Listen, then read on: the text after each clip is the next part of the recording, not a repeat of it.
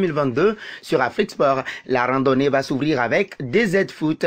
Le site internet algérien d'information sportive revient sur les débuts manqués des Fennecs d'Algérie à la CAN 2021, estimant que les hommes de Djamel Belmadi ont beaucoup souffert face aux Leon Stars de la Sierra Leone, avec les conditions de jeu compliquées entre chaleur et forte humidité, notamment pour un groupe arrivé au Cameroun seulement 3 jours avant sa première rencontre, mais surtout sur une pelouse du stade Japoma de Douala, indigne d'une compétition continentale. Justement, en lien avec cette rencontre, Camfoot nous informe que chaque joueur de la 108e nation du classement FIFA va s'en tirer avec une prime de $1 500, 860 000 francs CFA, qui iront garnir leur coffre de banque. Ce n'est pas tout. À en croire le média camerounais, une victoire leur aurait offert 3 fois plus, soit à peu près 2 600 000 francs CFA. En Guinée, l'entrée en lice de la sélection à la 33e édition de la CAN contre l'équipe du Malawi est considérée par Guinée Foot de part assurante, même si le Sili national de Guinée a fait l'essentiel hier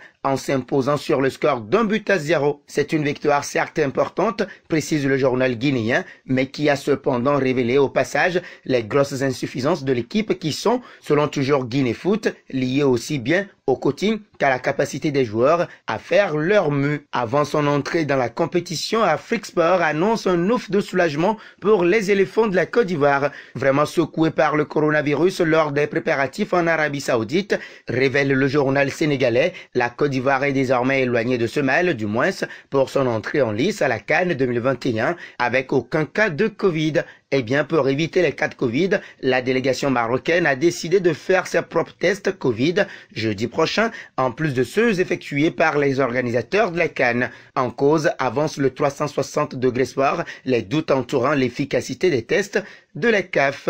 Cap sur l'Hexagone avec l'équipe qui fait remarquer qu'Hugo Lloris est en fin de contrat avec Tottenham au mois de juin. Depuis le 1er janvier, il est libre de s'engager avec le club de son choix. Reste à connaître ce choix. En images, le quotidien sportif français plaque Paul Pogba et Kylian Mbappé dans le même cas. Avec Tuttosport, nous nous posons en Italie pour vous dire que la Juve affrontera l'Inter ce mercredi 12 janvier au stade Giuseppe Meazza de Milan pour la Super Coupe d'Italie. Les Bianconeri y arrivent de l'incroyable victoire de retour en championnat sur le terrain de la Roma et veulent remporter le premier trophée de 2022, à en croire le quotidien transalpin. La Super Coupe de la vérité titre ce matin le Corriere dello Sport. Inzaghi veut continuer l'hégémonie de l'Inter, Allegri veut la rédemption de sa Juventus dans le derby d'Italie, la plus attendue. Deco et Lautaro Martinez devant pour les Nerazzurri, Çalhanoğlu revenant au milieu de terrain. Inter-Juventus pour le premier trophée, c'est la une de la Gazzetta dello Sport en kiosque aujourd'hui. Changeons de cap pour l'Angleterre et c'est pour évoquer le Telegraph Sport qui fait lire à sa une qu'aucun manager de United n'a jamais donné à Marcus Rashford le bon encadrement ou le bras autour de l'épaule dont il a besoin pour réaliser son immense talent. Selon le média britannique, il ne fait guère de doute que Marcus Rashford souffre d'une crise de confiance. Mais pour Star Sport, Manchester United bosse dur pour le retour au premier plan de l'attaquant anglais. Le média anglais ne perd pas non plus de vue la situation contractuelle de Mohamed Salah et se demande s'il y aura un deal avec le pharaon d'Égypte, actuellement au Cameroun, pour disputer la CAN 2021 avec l'Égypte.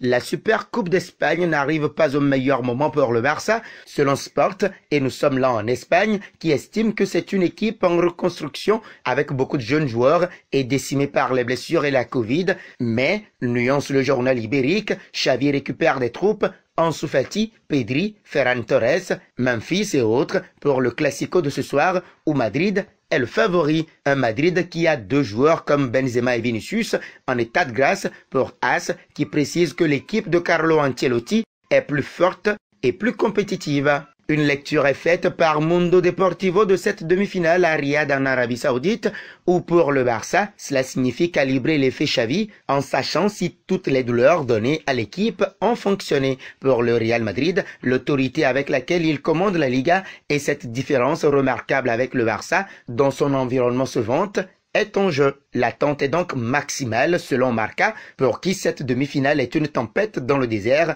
comme le fait lire le quotidien ibérique à sa une. Ce sera tout pour la revue de presse de ce mercredi 12 janvier 2022 sur Afrique Sport. Merci de l'avoir suivi et si c'est votre première fois de découvrir notre chaîne, n'hésitez pas à vous y abonner et d'activer la notification pour ne rien rater de nos informations sportives. La question du jour, qui voyez-vous remporter cette demi-finale de la Super Coupe d'Espagne entre Xavi et Carlo Ancelotti et pourquoi? Vos réactions seront très attendues en commentaire. À demain.